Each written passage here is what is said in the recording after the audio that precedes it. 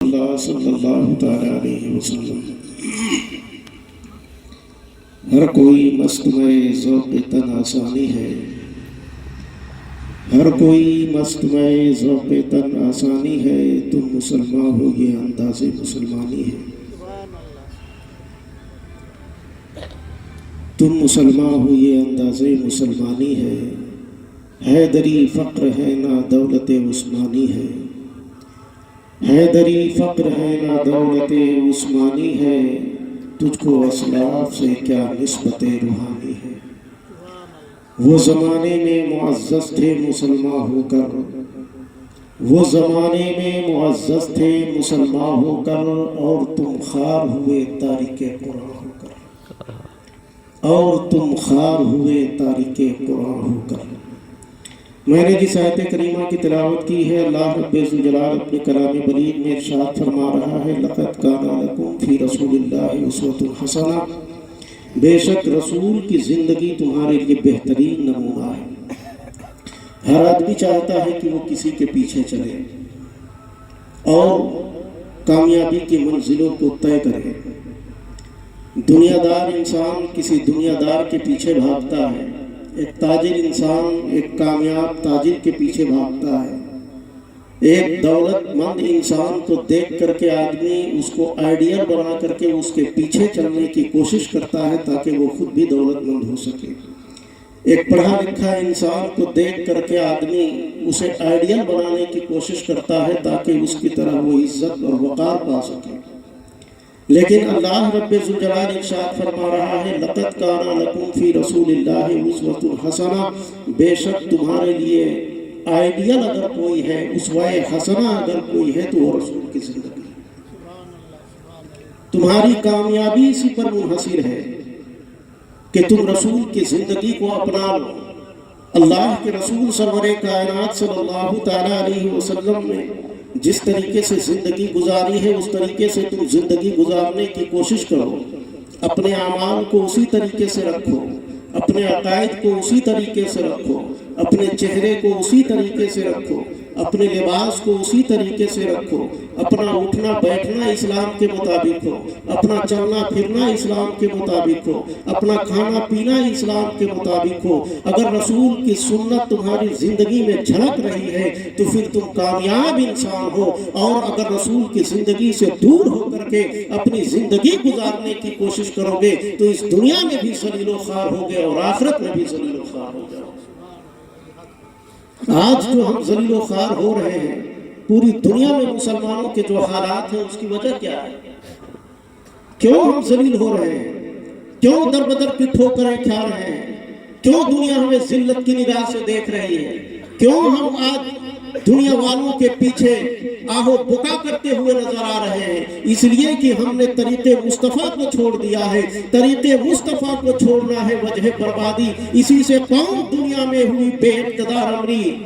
تمہیں کرنی ہے شہنشاہ بطحا کی رضا جوئی، وہ اپنے ہو گئے تو رحمت پروردگار۔ ہم نے اپنی زندگی کو جھانک کر کے دیکھا ہے کہ ہم اپنی زندگی کس طریقے سے گزار رہے ہیں۔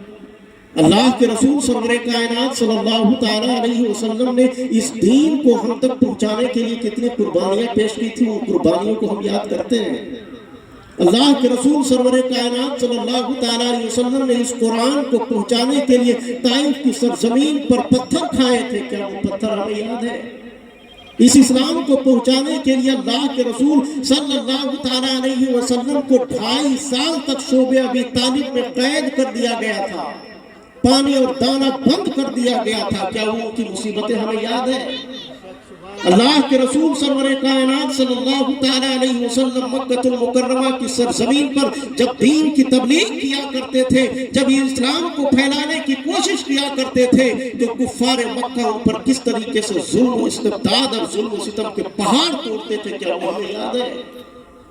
ہر کوئی مستمع ذوق تن آسانی ہے، تو مسلمان ہو یہ انداز مسلمانی ہے، حیدری فقر ہے نہ دولت عثمانی ہے، تم کو اسلاف سے کیا نسبت روحانی ہے۔ وہ زمانے میں معزز تھے مسلمان ہو کر، اور تم خوار ہوئے تاریخ قرآن ہو کر۔ انہوں نے جو مقام پایا تھا، صحابہ اکرام نے جو عزت اور وقار کی کرسی پر وہ جلوگر ہوئے تھے، انہوں نے قرآن کو اپنے سینے سے لگایا تھا، انہوں نے قرآن کو اپنا آئیڈیل بنایا تھا، انہوں نے قرآن کو اپنا رہنما اور مرشد بنایا تھا، اور اسی وجہ سے وہ ذلیل و خوار نہیں بلکہ عزت و آبرو کے اعلیٰ مقام پر فائز تھے۔ اور آج ہم ذلیل و رسوا ہو رہے ہیں، ہم نے قرآن کو چھوڑ دیا ہے، ہم نے سنت رسول کو چھوڑ دیا ہے، ہم نے طریقے مصطفیٰ کو چھوڑ دیا ہے، ہم نے احادیث کو چھوڑ دیا ہے، ہم نے شریعت کو چھوڑ دیا ہے۔ یہی وجہ ہے کہ ہم تباہ و برباد ہوتے چلے جا رہے ہیں۔ جس کو آتا نہیں دنیا میں کوئی فن تم ہو، نہیں جس قوم کو پرواہ نشے من تم ہو، بجلیاں جس پہ ہے آمادہ وہ خرمن تم ہو، بیچ کھاتے ہیں جو اسلاف کے مدفن تم ہو۔ کوئی فن نہیں ہے ہمارے پاس، علم کے میدان میں ہم پیچھے ہیں، تجارت کے میدان میں ہم پیچھے ہیں، ہنر کے میدان میں ہم پیچھے ہیں، شعور و آگہی کے میدان میں ہم پیچھے ہیں، تجارت اور بزنس میں ہم پیچھے ہیں، ہر چیز میں ہم پیچھے نظر آ رہے ہیں، تعلیم کے میدان میں ہم پیچھے ہیں، دنیاوی اعتبار سے دیکھ لیجئے، دینی اعتبار سے دیکھ لیجئے، سب میدان میں ہم پیچھے نظر آ رہے ہیں۔ پھر ہم آگے کہاں ہیں؟ کھیل میں، تماشے میں، کرکٹ میں، لوڈو جہاں ہو رہا ہو، فٹ بال میچ جہاں ہو رہا ہو، کرکٹ میچ جہاں ہو رہا ہو، موبائل میں، انٹرنیٹ میں، ان تمام چیزوں میں جہاں مسلمان کو آپ دیکھیں ہر جگہ موجود ہے۔ چوک پر دیکھ لیجئے وہاں پر مسلمانوں کی کمی نہیں، چوراہے پر دیکھ لیجئے مسلمانوں کی کمی نہیں ہے، ہوٹلوں پر دیکھ لیجئے مسلمانوں کی کمی نہیں ہے، کرکٹ میچ ہو رہا ہے وہاں کے دیکھ لیجئے وہاں۔ یہ ہمیں سازش کے تحت لگایا گیا ہے۔ دنیا نے چاہا کہ اس قوم کو اتنا کرپٹ کر دو اخلاقی اعتبار سے کہ اپنے دین کی طرف یہ دیکھ ہی نہ سکے، اس کو اتنے ذلیل و رسوا کر دو، اس کو دنیا کے ان چیزوں میں اس طریقے سے لگا دو کہ یہ اپنے قرآن کی طرف اس کو نظر ہی نہ پڑے، اپنے دین کی طرف اسے دکھائی ہی نہ دے، اپنے اسلاف کی طرف ان کا نظر ہی نہ پڑے، اپنے بزرگان دین کی طرف ان کی نگاہ ہی نہ پڑے۔ انہیں الجھائے رکھو، کبھی کھیلوں میں الجھائے رکھو، کبھی موبائل میں الجھائے رکھو، کبھی گیم میں الجھائے رکھو، کبھی انٹرنیٹ میں الجھائے رکھو، اس کو دنیا بھر کے چیزوں میں الجھائے رکھو، اس کو دین کی طرف دیکھنے کی فرصت نہ ملے، اسے اسلام کی طرف دیکھنے کی فرصت نہ ملے، اسے صحابہ کرام کی زندگی کی طرف دیکھنے کی فرصت نہ ملے، انہیں تابعین کی زندگی کی طرف دیکھنے کی فرصت نہ ملے، انہیں اولیاء کاملین کی طرف دیکھنے کی فرصت نہ ملے، انہیں کھیلوں میں الجھائے رکھو، انہیں دنیا داری میں الجھائے رکھو۔ اقبال نے کہا تھا مست رکھو ذکر و فکر صبح گاہی میں اسے، پختہ کر تو اسے مجاز خانقاہی میں اسے۔ آج کا مسلمان دنیا کی چیزوں میں مکمل طور پر ڈوب چکا ہے، انہیں اپنے اسلاف کی تاریخ پڑھنے کے لیے مہلت نہیں ہے، انہیں قرآن پڑھنے کے لیے وقت نہیں ہے، انہیں حدیث پڑھنے کے لیے وقت نہیں ہے، انہیں رسول کی سیرت پڑھنے کے لیے اس کے پاس ٹائم نہیں ہے، انہیں پاس ٹائم ہے تو کھیلنے کے لیے ٹائم ہے، اس کے پاس ٹائم ہے تو گیم کے لیے ٹائم ہے، اس کے پاس اگر وقت ہے تو موبائل چلانے کے لیے وقت ہے، اس کے پاس اگر وقت ہے تو دنیا کے چیزوں کے لیے وقت ہے، خرافات کے لیے وقت ہے، جہاں ناچ گانوں کے لیے ہے اس کے لیے ان کے پاس ٹائم ہے، انہیں قرآن پڑھنے کے لیے ٹائم نہیں ہے۔ ابلیس نے کہا تھا، جس کی ترجمانی اقبال نے کیا تھا، اس نے کہا تھا کہ جانتا ہوں میں یہ امت حامل قرآن نہیں، جانتا ہوں میں یہ امت حامل قرآن نہیں، ہے وہی سرمایہ داری بندہ مومن کا دین۔ ابلیس نے کہا میں جانتا ہوں اس قوم کو یہ قرآن پڑھنے کے لیے تیار نہیں ہوگی، یہ قرآن کے شریعت کو لاگو کرنے کے لیے اپنے اوپر تیار نہیں ہوگی، یہ قرآن کی حکمرانی ماننے کے لیے یہ قوم تیار نہیں ہوگی۔ میں جانتا ہوں اس قوم کو اچھی طرح، جانتا ہوں میں یہ امت حامل قرآن نہیں، ہے وہی سرمایہ داری بندہ مومن کا دین۔ آج مسلمانوں کا دین ہی دولت بن چکی ہے، یہ مسلمانوں کا سرمایہ ہی یہ دنیا اور دولت اور پیسہ اور دنیا کی چیزیں بن چکی ہے۔ اب انہیں قرآن کی طرف دیکھنے کی فرصت نہیں ہے، انہیں اب حدیث کی طرف دیکھنے کی فرصت نہیں ہے، اب اسے قرآن اور حدیث اور بزرگان دین کی طرف دیکھنے کے لیے فرصت نہیں ہے، انہیں دنیا کی طرف دیکھنے کی فرصت ہے۔ انہیں دنیا چاہیے، دولت چاہیے، پیسہ چاہیے، مال چاہیے، دنیا کے جاہو جہاں چاہیے اور دنیا کے کمالات چاہیے، انہیں دین اور اسلام کی طرف دیکھنے کی فرصت نہیں ہے۔ اور صحابہ کرام کی زندگی کون سی زندگی تھی؟ پھٹے ہوئے لباس تھے، کھانے کے لیے ایک دانہ بھی میسر نہیں تھا، پھٹے ہوئے پرانے 35 ان کے جسموں پر پیوند لگے ہوئے کپڑے ہوتے تھے، لیکن جس ملک پر پہنچتے تھے وہاں کے لوگوں کے دلوں پر وہ حکمرانی کیا کرتے تھے۔ शरीर आ रहा है सलाह, बड़े बड़े बादशाहों के तख्ते उलट कर दिया करते थे, सिर्फ उन्हीं सूखी खजूर को खा करके टूटी हुई तलवार को लेकर जब मैदान कारजार में उतरते थे तो लाखों और करोड़ों को भागने पर वहां मजबूर कर दिया करते थे।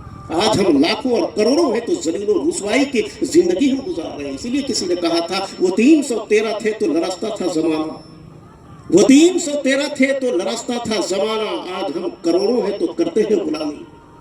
गुलामी तो नहीं कर रहे तो और क्या कर रहे हैं? कभी उस दरवाजे पर, कभी उस दरवाजे पर, कभी नेताओं के दरवाजों पर, कभी मालदारों के दरवाजे पर, कभी साहूकारों के दरवाजे पर, कभी भीख मांगने के लिए जा रहे हैं, कभी अपनी इंसाफ मांगने के लिए जा रहे हैं, कभी अपनी इज्जत की दुहाई देने के लिए जा रहे हैं। लेकिन जब मुसलमानों का दौर था, जब हमारा दौर था, जब वाकई मुसलमान सही मानों में मुसलमान थे तो दुनिया मुसलमानों के कदमों पर आकर के इंसाफ चाहा करती थी। दुनिया मुसलमानों के दरवाजे पर और इनके कदमों पर बैठ करके इज्जत और आबरू की भीख करती थी और मुसलमानों ने वो करके दिखाया था। चाहे अपने हो, चाहे बेगाने हो, चाहे दुश्मन हो, चाहे दोस्त हो, अगर इस्लाम के दायरे में और इंसाफ के दायरे में अगर कोई भी आया तो इस्लाम ने हक फैसला किया। और चाहे वो किसी भी मजहब का मानने वाला हो, उसके सामने इस तरीके से इस्लाम को पेश किया कि वो मानने पर मजबूर हो गया कि वाकई अगर कोई दीन दुनिया में है तो वो मजहब इस्लाम है। लेकिन आज हम दीन से दूर हैं। अब हमें पता ही नहीं है कि इस्लाम क्या है,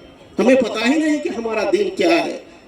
बाप दादा मुसलमान थे तो हम भी मुसलमान हैं, बाप दादा हमारे खानदान वाले मुसलमान थे तो हम भी मुसलमान हैं। हमने कोई कुर्बानी दी है दीन के लिए? उस दौर के मुसलमानों को देखिए, हजरत बिलाल रजी अल्लाह तआला अन्हु ने जब कलमा पढ़ा था तो उनके ऊपर कितने जुल्म किए जा रहे थे। आग का अंगारा था, उसके ऊपर लेटा दिया जाता था, सीने पर पत्थर की सील रख दी जाती थी, अवबाश लड़के उन्हें पकड़ करके और रेतीली जमीन पर, तपती हुई रेतीली जमीन पर उसे घसीटा करते थे। क्यों? जुर्म क्या था उनका? सिर्फ ये कि उन्होंने ला इलाहा इल्लल्लाह मुहम्मद रसूलुल्लाह सल्लल्लाहु अलैहि वसल्लम का विर्द किया था। सहाबा इकराम रजी अल्लाह तआला अन्हुम ने जो मक्के की जिंदगी गुजार रहे थे, उन पर कितने मसाइब व आलाम के पहाड़ तोड़े गए थे, उसका अंदाजा हमें है और आपको है। कितने बच्चे यतीम हो गए थे, कितनी औरतें बेवा हो गई थी। क्यों? क्या माल के लिए? क्या दौलत के लिए? क्या पैसे के लिए? क्या जाहो हसन के लिए? क्या बादशाहत के लिए?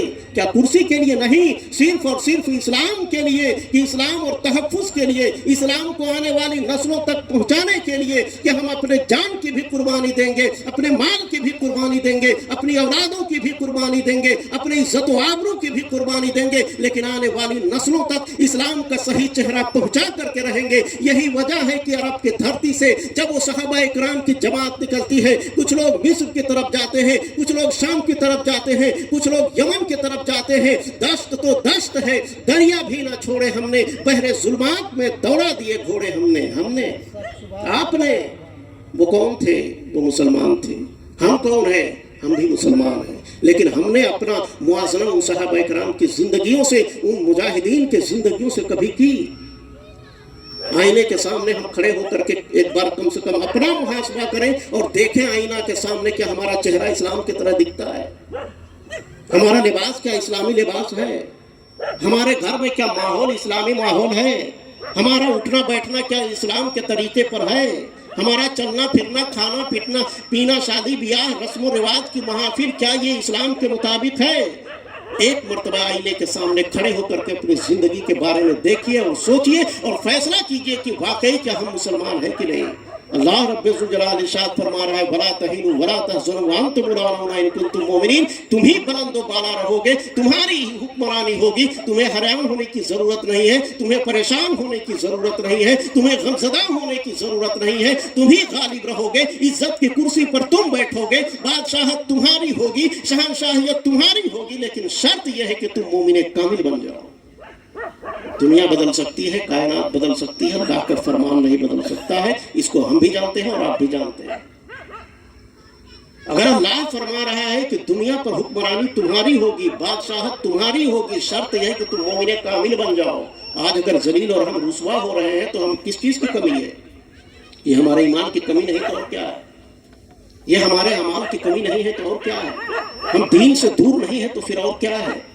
इस्लाम से हम दूर नहीं है तो और क्या है? قرآن ہماری زندگی میں نہیں ہے، قرآن کی تعلیم ہمارے زندگی میں نہیں ہے، سنت رسول ہماری زندگی میں نہیں ہے، شریعت ہمارے ماحول میں نہیں ہے، دین ہمارے محلے میں نہیں ہے، اسلام ہمارے گاؤں میں نہیں ہے، ہم صرف نام کے مسلمان رہ گئے ہیں۔ اور اللہ کے رسول صلی اللہ تعالیٰ علیہ وسلم ارشاد فرماتے ہیں سیاتی زمان ارا امتی، میری امت پر ایک ایسا دور آنے والا ہے لا یبقى من الاسلام الا اسمہ ولا یبقى من القرآن الا رسمہ۔ میری امت پر ایک دور ایسا آنے والا ہے کہ نام کا صرف اسلام رہ جائے گا۔ آج دیکھ لیجیے کیا نام کا ہم اس مسلمان نہیں ہیں، صرف نام سے ہم کو پتا چلتا ہے کہ ہم مسلمان ہیں۔ نہ ہمارا لباس مسلمانوں جیسا ہے، نہ ہمارا کردار مسلمانوں جیسا ہے، نہ ہمارا اخلاق مسلمانوں جیسا ہے، نہ ہمارا کیریکٹر اسلامی ہے، نہ ہمارا لباس ہے، نہ ہمارا چہرہ ہے، نہ ہمارا اٹھنا بیٹھنا ہے، صرف ہم نام کے مسلمان رہ گئے ہیں۔ بعض مقام پر تو ایسا بھی پتا چلتا ہے کہ جب آدمی نام بتاتا ہے تب پتا چلتا ہے کہ یہ مسلمان ہے، ورنہ نہ حلیے سے، نہ رہنے سے، نہ چہنے سے، نہ لباس سے، نہ چہرے سے، کسی طرح سے اس کو پتا ہی نہیں چلتا ہے کہ یہ مسلمان ہے۔ اللہ کے رسول صلی اللہ تعالیٰ علیہ وسلم نے جو فرمایا تھا لا یبقى من الاسلام الا اسمہ، اسلام باقی نہیں رہے گا لیکن صرف نام کا، ولا یبقى من القرآن الا رسمہ، اور قرآن صرف رسم و رواج کے لیے پڑھا جائے گا۔ کون قرآن پڑھتا ہے آج؟ جب آدمی کسی کا انتقال ہو جاتا ہے تو قرآن خانی کے لیے مدرسے کے بچے جاتے ہیں، ورنہ کس کے گھر میں قرآن کی تلاوت ہوتی ہے؟ کون قرآن پڑھتا ہے؟ کون قرآن کھولتا ہے؟ کون قرآن کو سینے سے لگاتا ہے؟ کون قرآن کو پڑھ کر کے اس کے معنی اور مفاہیم کو سمجھتا ہے؟ آج ہمارے پاس وقت نہیں ہے قرآن پڑھنے کے لیے، آج ہمارے پاس ٹائم نہیں ہے نماز پڑھنے کے لیے، آج ہمارے پاس وقت نہیں ہے نماز کا طریقہ سیکھنے کے لیے، ہمارے پاس ٹائم نہیں ہے دین اور شریعت سیکھنے کے لیے، ہمارے پاس دنیا کے خرافات اور دنیا کے جھمیلے اتنے زیادہ ہیں۔ صبح وہ ہوتی ہے تو صرف اسی دنیا کے لیے، شام ہوتی ہے اسی دنیا کے لیے، دوپہر ہوتی ہے تو پیسہ کمانے کے لیے، شام ہوتی ہے تو اسی فکروں میں ہوتی ہے، صبح ہوتی ہے تو اسی فکروں میں ہوتی ہے، محنت کرتے ہیں تو اسی پیسے کے لیے، محنت اور مشقت اٹھاتے ہیں تو اسی پیسے کے لیے، صرف اور صرف دولت اور پیسہ، اس کے علاوہ ہماری زندگی میں کچھ رہا ہی نہیں ہے۔ نہ فجر کی نماز میں ہم شریک ہوتے ہیں، نہ قرآن کی سیکھنے کی ہم کوشش کرتے ہیں، نہ دین سیکھنے کی ہم کوشش کرتے ہیں، نہ اپنے اخلاق کو سدھارنے کی کوشش کرتے ہیں، نہ اپنے کردار میں تبدیلی لانے کی کوشش کرتے ہیں، نہ زبان میں صداقت لانے کی کوشش کرتے ہیں، نہ اپنی زندگی میں دیانت اور سچائی لانے کی کوشش کرتے ہیں۔ اسی لیے دنیا والوں کو موقع ملتا ہے، دنیا یہ کہتی ہے یہ خلق خدا غائبانہ کیا، سن تو صحیح زمانے میں ہے تیرا فسانہ کیا۔ دنیا کیا کہتی ہے ہمارے بارے میں؟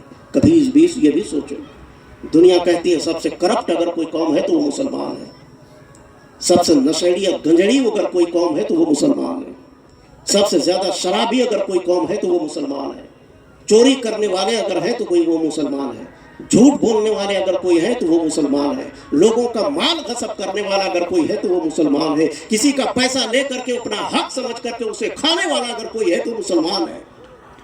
یہ دنیا ہمیں کہتی ہے کہ مسلمانوں کا کردار وہ کردار اب نہیں رہا۔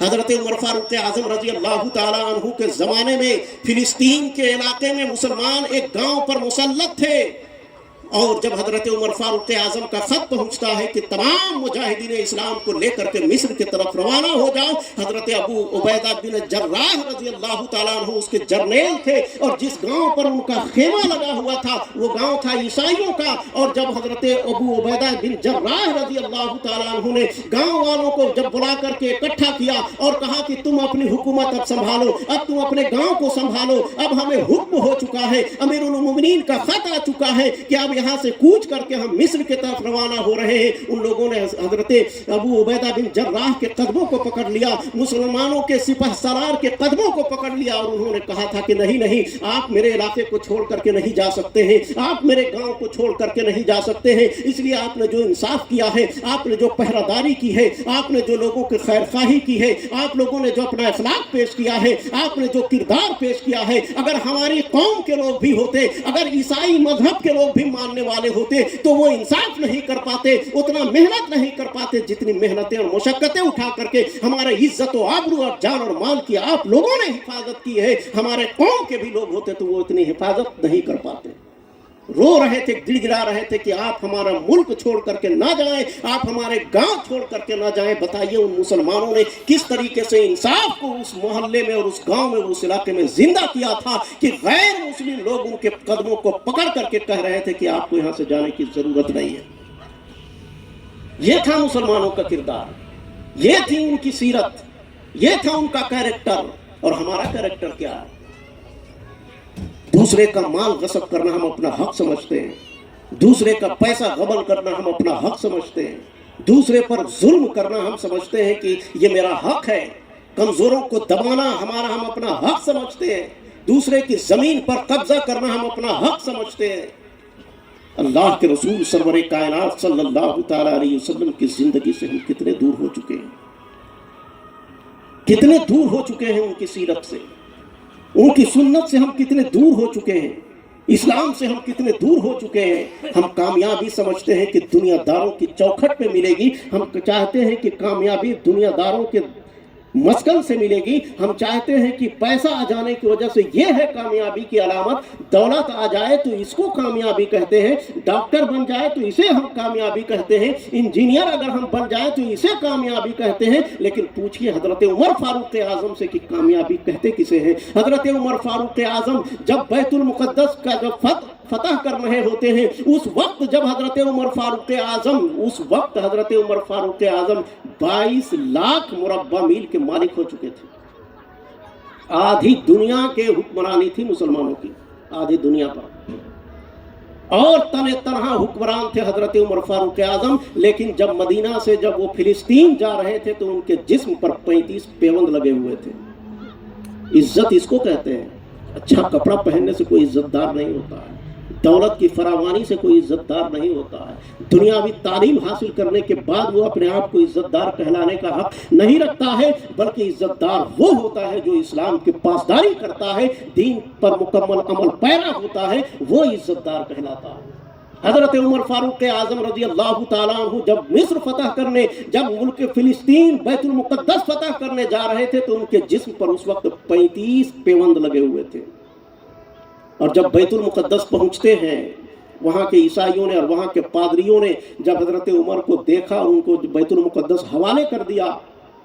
कुछ दिन जब वहाँ रहते हैं, दूर दराज के इलाके से कुछ सफ़ीर आते हैं, कुछ ईसाई आते हैं, कुछ गैर मुस्लिम आते हैं, कुछ यहूदी आते हैं, और बैठ करके खाने पर मदऊ हो करके कुछ गुफ्तो सुनीद हो रही थी। अब जब खाना लग जाता है, दस्तरखान बिछ जाता है, खाना से एक लुकमा उनके प्लेट से नीचे गिर जाता है, हजरत उमर फारूक आजम रजी अल्लाह ताला अन्हु उठा करके उसे खाने लगते हैं। उनका जो गुलाम होता है वो कहता है कि हुजूर ये दुनिया वाले क्या कहेंगे, ये जो बड़े बड़े सफीर आए हैं ये क्या कहेंगे, ये बड़े बड़े बादशाहों के वजीर आए हैं या ये क्या कहेंगे कि अमीरुल मोमिनीन हो करके दस्तरखान से उठा करके निवाला खा रहे हैं। हजरत उमर फारूक आजम ने जो जवाब दिया था हमारी आंखें खोलने के लिए काफ़ी है।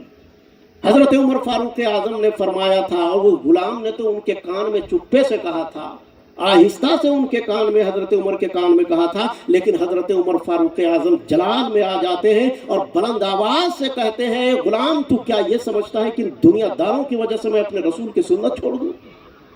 ये चंद दुनियादारों को दिखाने के लिए मैं अपने रसूल की सुन्नत छोड़ दूं? ये हरगिज नहीं हो सकता है, इसलिए कि ये इज्जत देने वाले ये दुनियादार लोग नहीं है। हमारे पांव पर और हमारे सरों पर जो इज्जत के ताज और इज्जत की जूतियां हैं वो किसी दुनियादार ने नहीं दी है, बल्कि अल्लाह के रसूल ने दी है। उनकी सुन्नत पर अमल करने की वजह से ये इज्जत मिली है, ये वक़ार मिला है, ये मकाम मिला है, ये मर्तबा मिला है। इन चंद दुनियादारों को दिखलाने के लिए मैं अपने रसूल के सुन्नत से रूगर्दानी नहीं कर सकता हूं। आज हम दुनिया को दिखलाने के लिए क्या अपने रसूल के सुन्नत को हम बरसरे पैकार नहीं कर रहे हैं, पांव से रौंद नहीं रहे हैं, अपने दाढ़ियों को नालियों में नहीं फेंक रहे हैं? किसको दिखाने के लिए? दुनिया वालों को दिखाने के लिए, ताकि दुनिया खुश हो जाए। हजरत उमर फारूक आजम 22 लाख मुरब्बा मील के मालिक, उसके बावजूद जब दस्तरखान पर बैठते हैं तो ये कहते हैं और बुलंद आवाज से कहते हैं, चंद दुनियादारों की वजह से मैं अपने रसूल की सुन्नत को छोड़ नहीं सकता हूं। तो जब आदमी का किरदार اسلام کے مطابق جب ہوتا ہے اور جب آدمی اپنے آپ کو اسلام کے مکمل طور پہ سپرد کر دیتا ہے تو اللہ پوری دنیا کے اس کو ٹھوکروں میں رکھ دیتا ہے، اور جب آدمی اپنے دین سے غداری کرتا ہے تو اللہ اسے ذلیل اور رسوا کر دیتا ہے۔ ہمارا کردار کیا ہے؟ دبئی میں ہندوستان کے کچھ لوگ گئے، اس میں کچھ سکھ تھے اور کچھ مسلمان تھے۔ سکھ لوگوں کی آپ نے دیکھا ہوگا پگڑی ہوتی ہے اور داڑھی ہوتی ہے، مسلمان تھے وہ بھی داڑھی رکھے ہوئے تھے۔ دبئی گئے، ایک بہت بڑی کمپنی تھی وہاں، کمپنی والوں نے کہا، اور اتفاق سے وہ جو کمپنی کا مالک تھا وہ غیر مسلم تھا، اس غیر مسلم نے کہا کہ اگر آپ کو ہمارے کمپنی میں نوکری کرنی ہے تو آپ کو داڑھی چھلانا ہوگا۔ سکھ بھی تھے، مسلمان بھی تھے، اور بولے کہ آج انٹرویو ہوگا اور کل جا کر کے ہم سلیکٹ کریں گے، اگر ہماری یہ شرط آپ کو منظور ہے، اگر آپ داڑھی چھلا کر کے آئیں گے تو ٹھیک ہے، ورنہ جائیے کہیں اور دیکھ لیجیے۔ ایک دن کی انہیں مہلت دے دی گئی، وہ لوگ چلے گئے۔ دوسرے دن جب آئے تو جتنے مسلمان تھے سب داڑھی چھلا گئے تھے، اور جتنے سکھ تھے ان کی داڑھی موجود تھی۔ اس نے کہا کہ تم پہلے یہ بتاؤ، سلیکٹ تو ہم بعد میں کریں گے، لیکن اے اس سکھو تم بتاؤ کہ تم نے اپنی داڑھی کیوں نہیں چھلائی؟ ان سکھوں نے کہا کہ ہمارے گرو کا یہ فرمان ہے کہ تم پگڑی اور داڑھی ہمیشہ لگائے رکھو، ہم تمہاری نوکری تو چھوڑ سکتے ہیں، اپنی داڑھی اور پگڑی کو نہیں چھوڑ سکتے۔ اب جب ان مسلمانوں سے پوچھا گیا کہ تم نے داڑھی کیوں چھلائی تو ان لوگوں نے کہا کہ مجھے نوکری چاہیے تھا، ہمیں پیسہ چاہیے تھا، اس لیے ہم نے اپنے دین کا خون کر دیا، اپنے رسول کے سنت کو نالیوں میں بہا دیا۔ تو جانتے ہیں اس غیر مسلم نے، کمپنی کے مالک نے کیا کہا تھا؟ اس نے کہا تھا کہ میں ان سکھوں کو رکھتا ہوں، تم لوگوں کو نہیں رکھ سکتا، اس لیے جو اپنے رسول کے وفادار نہیں، جو اپنے رسول کے سنتوں کے پاسدار نہیں، ہم ایسے لوگوں کو اپنی کمپنی میں نہیں رکھ سکتے۔ جو اپنے رسول کا وفادار نہیں، میری کمپنی میں کیا وفاداری کریں گے؟ جو اپنے رسول کے سنت پر عمل نہیں کرتے، میرے حکم کی تعمیل کیا کریں گے؟ اس لیے ہم تم مسلمانوں کو رکھنے کے لیے تیار نہیں، جاؤ کسی اور جگہ پر بھاگ جاؤ اور کسی اور جگہ پر اپنی نوکری تلاش کرو، ہم تمہیں رکھنے کے لیے تیار ہیں۔ یہ ہے ہمارا کردار، یہ ہے مسلمان۔ تو جب ذلیل نہیں ہوں گے، رسوا نہیں ہوں گے، کاٹے نہیں جائیں گے، مارے نہیں جائیں گے تو ہوگا کیا؟ ہمارا کردار کیا ہے؟ بالوں پر ہے تو مگر طاقت پرواز نہیں، محفل زاد و زگن میں کوئی شہباز نہیں، جانب منزل مقصود تگ و تاز نہیں، نقش پا بھی تو کسی راہ کے غماز نہیں، زیادہ زیست میں ہر گام پہ تھراتا ہے، کس قدر گردش ایام سے گھبراتا ہے۔ ہمارے حالات کیا ہیں بتاؤں آپ کو؟ باد سرسر کو ابشور بہارا سمجھا، خود فراموشی کو آلام کا درما سمجھا، شعلہ برق کو ایک شمع سبستہ سمجھا، ہائے افسوس زمانے کو نگہباں سمجھا، وارث زمزم و کوثر تو ہوا خانہ خراب، تجھ کو ہر سمت نظر آتا ہے دریائے سراب۔ اور ہم کر کیا رہے ہیں بتائیں؟ نفرت و بغض کے بدلے میں اخوت بیچی، چند سکوں کے عوض دولت عزت بیچی، بزدلی شیوا بنی جرأت و ہمت بیچی، کتنی ارزاں سرے بازار حقیقت بیچی۔ تو پھر غیب سے آواز آ رہی تھی، تاجر جوہر کردار ہے لعنت تجھ پر، ٹوٹ جائے نہ کہیں تازہ قیامت تجھ پر۔ یہ قیامت نہیں تو اور ہے کیا؟ ذلیل رسوا ہم ہو رہے ہیں۔ فلسطین تباہ و برباد ہو گیا، بغداد اجڑ گیا، افغانستان تباہ ہو گیا، لیبیا تباہ ہو گیا، سیریا کو اینٹ سے اینٹ بجا دی گئی، سمرقند و بخارا تباہ ہو گیا۔ یہ بربادی اور تباہی نہیں تو کیا ہے؟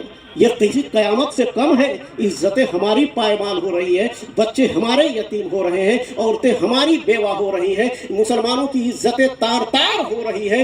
برما کے مسلمانوں کے گوشت کو کاٹ کر کے لوگوں نے اس کے کباب بنا کر کے کھایا، معاذ اللہ سے۔ کیوں؟ 57 اسلامی ممالک ہیں، لیکن وہ کردار نہیں ہے، وہ ایمان میں پختگی نہیں ہے، وہ عمل میں جاودانی نہیں ہے، وہ ایمان میں رمق نہیں ہے، جس کی وجہ سے دنیا کتوں کی طریقے سے، ایک مردار جس طریقے سے چاروں طرف کتے اس پر جھپٹا مارتے ہیں، اسی طریقے سے مسلمان قوم پر پوری دنیا کے لوگ کتے کی طرح جھپٹا مار رہے ہیں۔ ایک صلاح الدین ایوبی، سلطان صلاح الدین ایوبی کی ذات تھی، انہوں نے بیت المقدس کو آزاد کرنے کے لیے انہوں نے قسم کھائی تھی، اور پھر مسلمانوں کو تیار کر کے پھر اس مسجد کو آباد کیا تھا، اسے یہودیوں سے اپنے قبضے میں لیا تھا۔ ایک مسلم بچی کی آواز پر محمد بن قاسم اسی ہندوستان کی سرزمین پر سندھ کے دریا کے کنارے اپنے گھوڑے اور اپنے مجاہدینوں کو لا کر کے اتار کر کے کھڑا کر دیا تھا، اس لیے کہ وہ غیرت تھی۔ آج تباہ ہو گیا لیبیا، سیریا تباہ ہو گیا، فلسطین تباہ ہو گیا، غزہ تباہ ہو گیا، کون سے گیا بچانے کے لیے؟ ہم، آپ، کون ملک اس کا ساتھ دیا؟ لاکھوں بچے اور لاکھوں عورتیں تباہ ٹیک کر دیے گئے، زمین کے ملبے کے نیچے دبا دیے گئے، موت کے آخری سسکیاں لیتے ہوئے دم توڑ دیا ان لوگوں نے، دنیا دیکھتی رہ گئی، لیکن آج تک ان ظلم کا نہ کوئی بدلہ لے سکا اور نہ انہیں کوئی روکنے کے لیے کھڑا ہو سکا۔ یہ قیامت نہیں تو ہے کیا؟ یہ قیامتیں ہم پر نازل نہیں ہو رہی تو ہو کیا رہا ہے؟ پوری دنیا کی نگاہیں ٹکی ہوئی ہے صرف مسلمان پر۔ دنیا یہ چاہتی ہے کہ یہ مسلمان بن کر کے زندہ نہ رہے، بلکہ یہ دنیا دار ہو کر کے زندہ رہے، کافروں کے ساتھ زندگی گزارے، یہ اسلام کے ساتھ زندہ نہ رہے۔ دنیا یہ چاہتی ہے کہ تم صرف نام کے مسلمان رہو، اور جب آدمی، حقیقت تو یہ ہے کہ اس دنیا میں ہم اس جرم میں مارے جا رہے ہیں کہ ہم مسلمان ہیں، ورنہ لوگوں کی دشمنی کیا ہے ہم سے؟ کسی کی زمین ہم نے لی ہے، کسی کا پیسہ غصب کیا ہے، کسی کی عزت و آبرو سے کھلواڑ کیا ہے، صرف ایک جرم ہے کہ ہم مسلمان ہیں۔ دنیا والوں کے نگاہ میں صرف یہ کھٹک رہے ہیں تو یہ مسلمان ہیں، لیکن کیا ہم اپنے اندر جھانک کر کے دیکھتے ہیں کہ ہم واقعی مسلمان ہیں؟ دنیا کے اوپر ہم اس لیے مارے جا رہے ہیں کہ مسلمان ہیں، اور زمین کے نیچے فرشتے ہمیں اس لیے ماریں گے اور اس لیے ہمیں سزا دیں گے کہ زمین کے اوپر ہم مسلمان نہیں تھے۔ یہ ہے ہمارا کردار۔ اللہ کے رسول سرور کائنات صلی اللہ تعالیٰ علیہ وسلم نے جس امت کو تشکیل دیا تھا، تین دن تک بھوکے اور پیاسے رہ کر کے سوکھے کھجور کو کھا کر کے، ایک کھجور کو چوس کر کے، اور اسی کھجور کو چوسنے کے بعد وہ روزہ رکھتے تھے اور اسی کھجور کو چوس کر کے وہ افطار کرتے تھے۔ کون ایسا غریب ہے اس دور میں؟ آج ہے کوئی غریب ایسا؟ لیکن ان کا حال کیا تھا؟ ایک وقت ان کی نمازیں نہیں چھوٹتی تھی۔ برسر پیکار اللہ کے رسول صلی اللہ تعالیٰ علیہ وسلم کے اعلان سنتے ہی صحابہ کرام دوڑ پڑتے تھے، میدان کارزار میں، میدان جہاد میں دوڑ پڑتے تھے، اور پھر اسلام کے تحفظ کے لیے، اسلام کی بقا کے لیے اپنے آپ کو بھی قربان کر دیتے تھے، اپنے جائیداد کو بھی قربان کر دیتے تھے، اپنے بچوں کو بھی قربان کرتے تھے، ہر چیز کو راہ خدا میں لے جا کر کے وہ قربان کر دیتے تھے۔ اللہ کے رسول سرور کائنات صلی اللہ تعالیٰ علیہ وسلم نے اپنی زندگی میں کتنے مصیبتوں کا سامنا کیا تھا، کبھی ہم نے اس کو غور کرنے کی کوشش کی؟ آج تو ہم تقریر کرتے ہیں، تقریر کے لیے اسٹیجیں لگتی ہے، مائک کا انتظام ہوتا ہے، لوگوں کو دعوت دے کر کے کھانا کھلایا جاتا ہے۔ اللہ کے رسول صلی اللہ تعالیٰ علیہ وسلم جب اسلام کی تبلیغ کے لیے مکہ المکرمہ کی سرزمین پر اور اوقاس کے بازار میں جب نکلتے تھے، کعبۃ اللہ کے سائے میں جب اللہ کی وحدانیت کا اعلان کرتے تھے، نہ کوئی مائک ہوتا تھا، نہ کوئی اسٹیج ہوتا تھا، نہ کوئی آدمی ہوتا تھا، نہ کوئی سننے والا ہوتا تھا، نہ کوئی نعرہ لگانے والا ہوتا تھا، نہ کوئی واہ واہ کرنے والا ہوتا تھا، نہ کوئی نذرانہ دینے والا ہوتا تھا، ان کا استقبال کرنے والا کوئی نہیں ہوتا تھا۔ استقبال ہوتا تھا تو پتھروں سے استقبال ہوتا تھا، استقبال ہوتا تھا تو گالیوں سے استقبال ہوتا تھا، استقبال ہوتا تھا تو ظلم سے استقبال ہوتا تھا، استقبال ہوتا تھا تو استبداد سے استقبال ہوتا تھا۔ اس کے باوجود بھی اللہ کے رسول صلی اللہ تعالیٰ علیہ وسلم نے اسلام کی تبلیغ کے لیے، اسلام کو ہم تک پہنچانے کے لیے کتنی محنتیں کی تھی، کتنی مشقتیں اٹھائی تھی۔ کبھی میدان بدر میں جا رہے ہیں، کبھی میدان احد میں جا رہے ہیں، کبھی حنین میں جا رہے ہیں، کبھی خندق میں جا رہے ہیں، کبھی یرموک میں جا رہے ہیں، کبھی تبوک میں جا رہے ہیں، کبھی دندان مبارک شہید کروا رہے ہیں، کبھی جسم پر اوجھڑی لوگ ڈال رہے ہیں، کبھی کوئی تھپکیاں دے رہا ہے، کبھی کوئی گالیاں دے رہا ہے، کبھی کوئی پاگل کہہ رہا ہے، کبھی کوئی مجنوں کہہ رہا ہے، کبھی ان کے اوپر کوڑے کرکٹ ڈالے جا رہے ہیں، کبھی کوئی اس کے راستے پر کانٹے بچھائے جا رہے ہیں۔ کیوں؟ صرف اس لیے کہ آپ اسلام کا نام لینا چھوڑ دیں، آپ قرآن کی تلاوت کرنا چھوڑ دیں، اللہ کی بندگی کرنا چھوڑ دیں، اللہ کی وحدانیت کا اعلان کرنا چھوڑ دیں۔ آج بھی دنیا ہم سے یہ چاہ رہی ہے کہ تم مسلمان رہو، لیکن تم نام کے مسلمان رہو، تمہارے چہرے پر داڑھی نہیں ہونی چاہیے، تمہارے جسم میں کرتا پیجامہ نہیں ہونا چاہیے، تمہارے سر پر پگڑی نہیں ہونی چاہیے، تمہارے سر میں ٹوپی نہیں ہونی چاہیے، تم مسجد کے دروازے پر نہیں تمہیں جانا چاہیے، تم رہو مسلمان لیکن صرف نام کے مسلمان رہو، تم کام کے مسلمان نہ رہو۔ اگر صرف نام ہی کے مسلمانوں کی ضرورت تھی تو صحابہ کرام کو کیا ضرورت تھی اپنے جا کر کے میدان کارزار میں اپنے جان کی قربانی دیتے؟ کیا ضرورت تھی اپنے بچوں کو قربان کرتے؟ کیا ضرورت تھی کہ مکہ المکرمہ سے اپنی زمین جائیداد کاروبار کو چھوڑ کر کے تنہا تنہا اپنے بیوی اور بچوں کو چھوڑ کر کے اسلام کے لیے مدینے کا سفر کرتے؟ کیوں؟ صرف اور صرف اس اسلام کے لیے، صرف اس اسلام کے لیے کہ اسلام ہمارے قوم تک پہنچ جائے، آنے والی نسلوں تک اسلام پہنچ جائے، اور جب اسلام اس قوم تک پہنچ جائے اور لوگ اس دامن سے وابستہ ہو جائیں تو پھر مکمل طور پر اسلام میں داخل ہو جائیں۔ ایسا نہیں کہ آدھا ادھر کا آدھا ادھر کا، جیسا ہمارا آپ اپنی زندگی گزار رہے ہیں۔ اللہ کے رسول سرور کائنات صلی اللہ تعالیٰ علیہ وسلم نے جو ہمیں دین دیا تھا وہ ایسا پاکیزہ دین ہے کہ آج بھی اگر ہو براہیم سا ایما پیدا، آگ کر سکتی ہے انداز گرستہ پیدا۔ آج بھی اگر ہمیں انقلاب لانا ہے تو اپنے آپ کو سدھارنا ہوگا۔